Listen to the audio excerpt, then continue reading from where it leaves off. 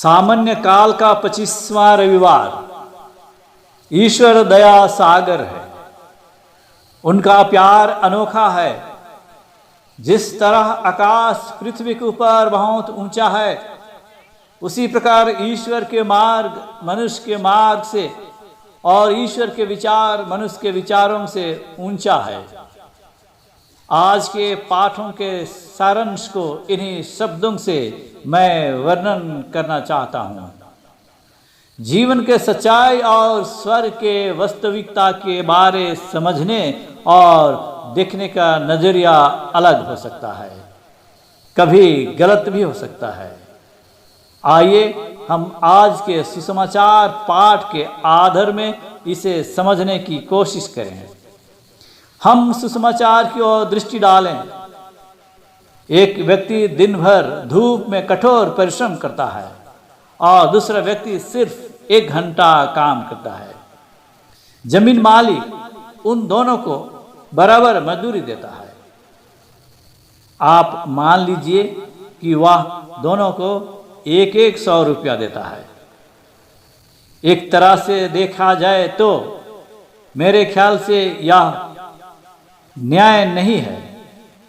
आपके देखने में भी यहां दिन भर काम करने वाला के साथ अन्याय हो रहा है। इसको हम और एक अलग नजरिया से भी देख सकते हैं। कोई भी बिना काम का न रहे, कोई भी भूखा सोने ना जाए। सबके पास काम और भोजन होनी चाहिए। ये हमारे देश और समाज के लिए कितने अच्छे सोच हैं। ये अच्छे सोच हो सकते हैं। यहाँ पर जमीन मालिक मजदूरी नहीं देता, कितने घंटे काम किए उसके अनुसार, लेकिन काम करने वाला का वास्तविक जरूरत के अनुसार वह देता है। यह है ईश्वर का न्याय, दया, करुणा, अपार उदारता और सभी सीमा को पार करने वाली सुंदरता। आज का सुसमाचार यानी मत्ती अध्याय 20 वचन संख्याएं 1 से 16 में हम देखते हैं एक भूमिधार के विषय में।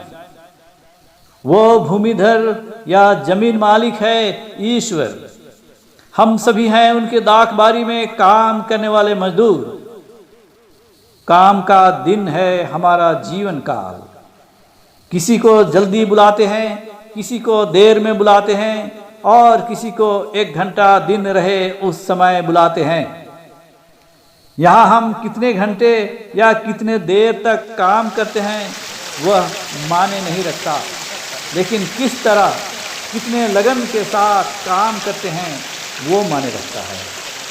हमें कितना समय दिया गया है उससे ज़्यादा महत्वपूर्ण यह है कि जो समय हमें दिया गया है उसमें हम कितना दिल लगा के काम करते हैं और जीते हैं। जीवन को हमेशा समय के अवधि से नहीं देखा जाना चाहिए, परंतु कितनी तीव्रता और समर्पण के साथ काम करते हैं और जीते हैं उन पर गुरुत्व देना चाहिए।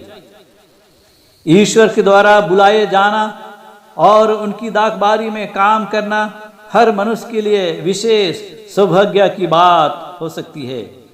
यह एक अकेला का जीवन हो सकता है, वैवाहिक पारिवारिक जीवन हो सकता है, धर्म समाज जीवन या पुरोहित जीवन हो सकता है। प्रभु की दाखबारी में बिना वेतन, बिना मजदूरी और परिश्रम का मूल्य हिसाब किए बिना काम करना और भी बड़ा सौभाग्य की बात है। परमेश्वर दयावान है। आज का दृष्टांत में कोई भी मजदूर के साथ अन्यायपूर्ण व्यवहार नहीं किया गया है। ईश्वर हमेशा हमें जितना मिलना चाहिए उससे ज्यादा ही देते हैं। उनके मुफ्त दान घड़ी या कैलेंडर, समय, दिन, महीना या मूड पर निर्भर नहीं करता। यह दृष्टांत मानव अर्थव्यवस्था के विषय में नहीं है, लेकिन ईश्वर का अनुग्रह के बारे में है। स्वर्गीय अनुग्रह कभी भी अर्जन नहीं किया जा सकता है, दावा नहीं किया जा सकता है। यह सिर्फ कृतज्ञ होकर ग्रहण किया जा सकता है। परमेश्वर वेतन या मजदूरी नहीं बांटते, लेकिन मुफ्त दान देते हैं। जिसे अंत में बुलाते हैं उसे शुरू में ही देते हैं। दूसरों के चीज या उपहारों से ईर्ष्या होने के बदले हमें अपने वरदानों के प्रति संतुष्ट होकर ईश्वर के अनोखा अति विस्मयकारी उपहारों को गिनते रहना और प्रभु का गुणगान करते रहना हमारे लिए उचित और आवश्यक है। आइए हम आज इन वचनों के लिए परमेश्वर को धन्यवाद दें और एक दूसरे के लिए प्रार्थना करें। पल्ली के सभी परिवार के लिए ईश्वर से आशीष मांगें। हमें और भी आशीष, कृपाएं और वरदान देते रहें और सभी लोगों को सुरक्षित रखें। आमीन।